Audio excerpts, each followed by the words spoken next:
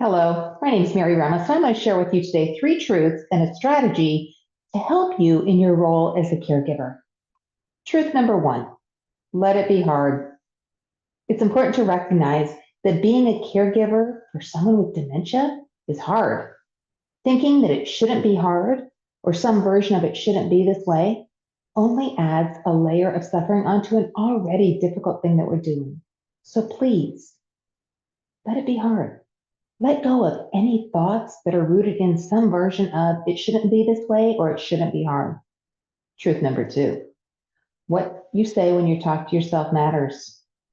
Be so exquisitely kind to yourself. This is something that we have to learn to do. It's not innate in us as humans. We tend to focus on the need to be kind and loving and compassionate to others. But how are you treating yourself? When things go well, but especially when things don't go well. Being kind to yourself means paying attention to the internal dialogue that you're having with you. And we all have an internal dialogue. When things go well, do you recognize and acknowledge your role in it going well? Or important, when things don't go well, when you don't show up as your favorite version of yourself, do you give yourself grace and compassion, remembering how hard this is and acknowledging that you're doing your best? Or are you judging yourself harshly and hyper-focusing on your perceived shortcomings? Caregiving is usually a long game, so we need to develop an ability to treat ourselves with loving kindness because it doesn't often come from external sources. I truly believe that we can only extend authentic loving kindness and compassion to others to the degree that we can extend it to ourselves first. So please pay attention to how you're talking to yourself and let's soften it. Talk to yourself the way that you would talk to your best friend who calls you up to talk about the very same situation they're in. Truth number 3, you're doing your best and it's enough. It's normal to question if you're doing enough or if you're doing it right. It's also normal to compare what you're doing to what others are or are not doing. Let's stop doing this because the reality is you could always be doing more, but at what cost to you? You have to balance that. This is one of the experiences in life where it is imperative that you let go of any perfectionist tendencies that might have been part of your story up to now. Remember, you're doing your best and it's enough. Some days your best won't be very good at all, and it's still enough. Now, the same truth applies to all the other humans out there.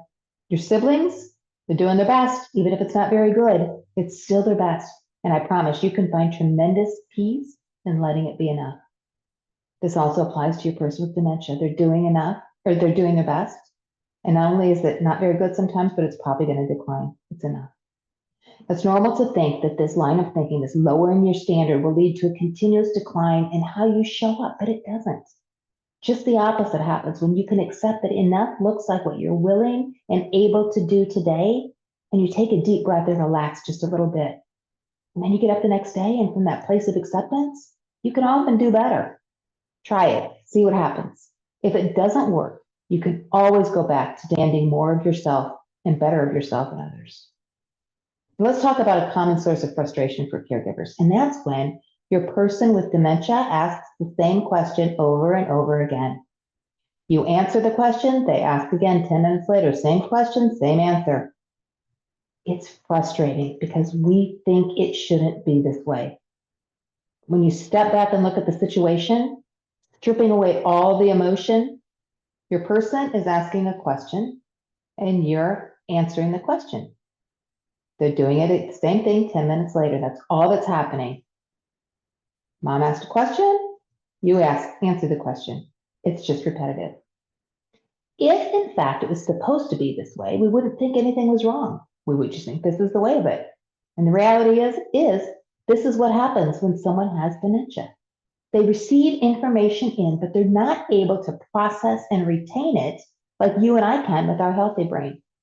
Their brain just cannot absorb, retain, and retrieve the information when they need it. So in fact, they're supposed to ask repeatedly because they want to know the answer and they haven't retained it from the last time you answered. If we can remind ourselves that they're not supposed to remember, and if it's something they want to know, it makes normal sense that they continue to ask. Now, this is not solving the problem of them asking the same question, because that's not a solvable problem. If we're choosing to believe that our frustration is coming from what my person with dementia is doing, then we are powerless to feel any different for this entire caregiving journey. If, however, we can shift our perspective in a way that allows us to recognize that this is what dementia looks like. A symptom of dementia is asking the same question repeatedly because they genuinely cannot absorb the answer in their brain. So when your person asks that question again and again, a split-second pause on your part to acknowledge that this is what is supposed to happen. You're not doing it wrong. I'm not doing it wrong. It's not that I'm not answering good enough. This is just the way of it. Then we just provide the answer from that space. This shift in your perspective of what is happening will lessen the frustration that you feel moving forward. I promise. It just takes practice. So to recap, 3 truths. Caregiving is hard, let it be hard. Talk to yourself with so much loving kindness and compassion. And you are doing your best and it's enough. And finally, when your person with dementia asks the same question repeatedly, nothing has gone wrong. This is just the way of it. Breathe deep and answer. I wish you all the best on your caregiving journey. And please know I am sending you so much love.